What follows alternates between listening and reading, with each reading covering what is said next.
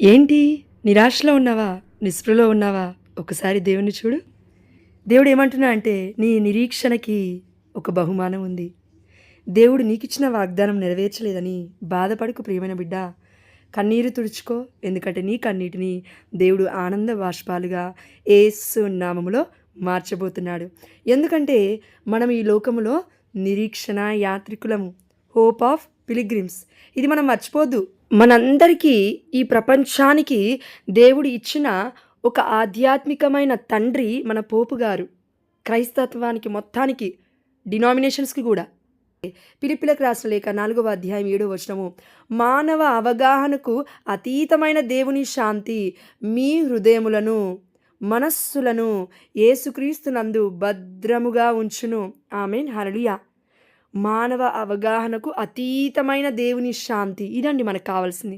ఈ శాంతి, సమాధానము, నిరీక్షణ యాత్రికులుగా మనం జీవించగలగాలి అనంటే యోహాను సువార్త 14వ అధ్యాయం 27వ వచనము. శాంతిని మీకు అనుగ్రహించుచున్నాను. నా శాంతిని మీకు ఇచ్చుచున్నాను.